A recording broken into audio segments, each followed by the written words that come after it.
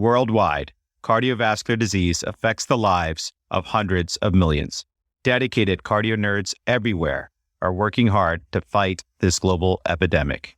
These are their stories. Hey CardioNerds family, this is Amit. On behalf of all of us at CardioNerds, we are thrilled to bring to you our Decipher the Guideline series for the 2022 AHA/ACC HFSA Guideline for the Management of Heart Failure. Get ready for short and bite-sized, high-impact, clinical vignette-based questions designed to highlight core concepts based on cutting-edge evidence that are relevant to your practice. The cases we use are hypothetical and created for educational purposes only. This series was developed by the CardioNerds and created in collaboration with the American Heart Association and the Heart Failure Society of America. It was created by 30 trainees spanning college student through advanced fellows, with mentorship from Dr. Anu Lala, Dr. Robert Menz, and Dr. Nancy Schweitzer. We thank Dr. Judy Bazanson and Dr. Elliot Antman for their guidance along the way.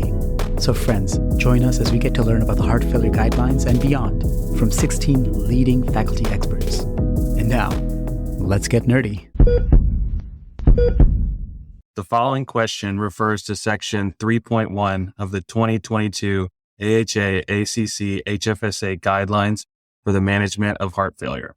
The question is asked by Texas Tech University medical student and CardioNerds Academy Intern Dr. Adriana Mares. Answered first by Rochester General Hospital Cardiology Fellow and Director of CardioNerds Journal Club, Dr. Devesh Rai, and then by expert faculty, Dr. Shelley Zieroth. Dr. Zieroth is an advanced heart failure and transplant cardiologist, head of the Medical Heart Failure Program at the Winnipeg Regional Health Authority Cardiac Sciences Program, and an associate professor in the Section of Cardiology at the University of Manitoba. Dr. Zieroth is a past president of the Canadian Heart Failure Society. She is a steering committee member for the PARAGLIE-HF trial and a PI mentor for the CardioNerds Clinical Trial Program. Dr. Zieroth, it's an honor to have you with us. Adriana, do you have a question for us? We're so glad to have you join us, Dr. Zieroth. Our question is the following. Which of the following is or are true about heart failure epidemiology? A. Although the absolute number of patients with heart failure has partly grown, the incidence of heart failure has decreased. B. Non-Hispanic Black patients have the highest death rate per capita resulting from heart failure. C. In patients with established heart failure, non-Hispanic Black patients have a higher heart failure hospitalization rate compared with non-Hispanic white patients. D. In patients with established heart failure, non-Hispanic Black patients have a lower death rate compared with non-Hispanic white patients. Or E.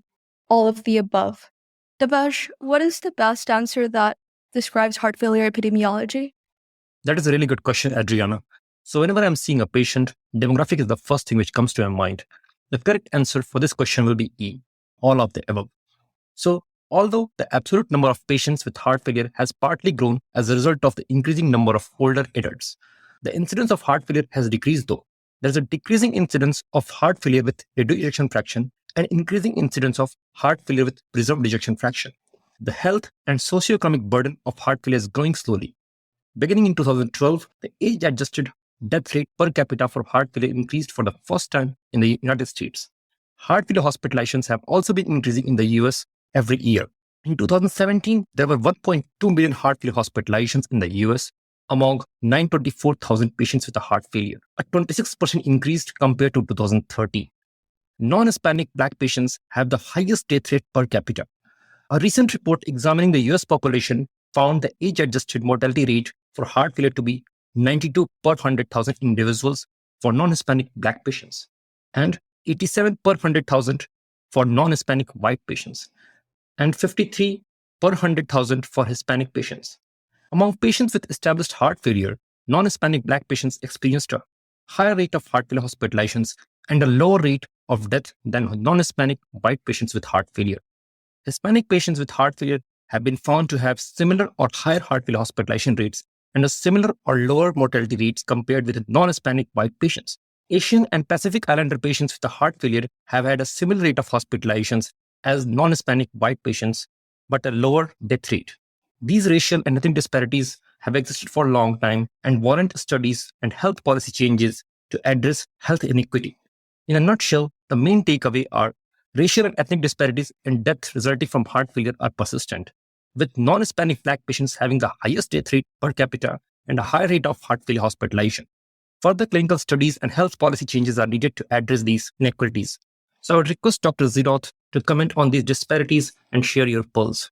Well, thank you so much, all of you cardio nerds. It's such a pleasure to be with you today. And what an important topic this is. You know, over the last 2 decades, disparities in heart failure mortality have worsened among many racialized groups, and this really requires urgent attention. And knowing that we were going to talk about this, there's a recent article by Dr. Khadija Breathitt that really highlighted a lot of the points that the guidelines discuss as well. GDMT and cardiac rehabilitation in general, they're underutilized through the entire population, but there's still racial and ethnic disparities that are quite noticeable.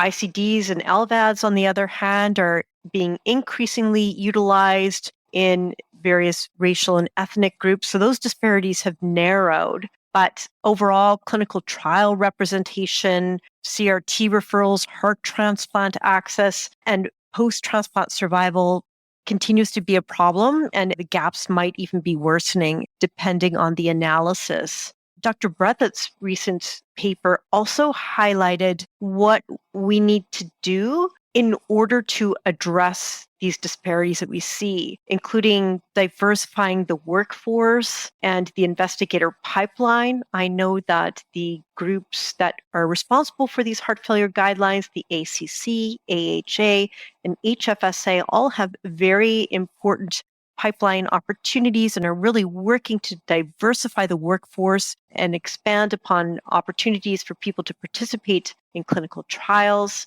We need to evaluate and intervene on any systemic racism and implicit bias that we see. We need to optimize therapeutic alliance by removing barriers to heart failure referral, medication access and affordability, and providing community-based intervention and risk factor modification as well. And, we need to measure the impact of new policies and therapies. And this will also allow us to invest resources where necessary. And really, it's important to address all of these social determinants of health in order to improve access to heart failure care and improve outcomes in heart failure care.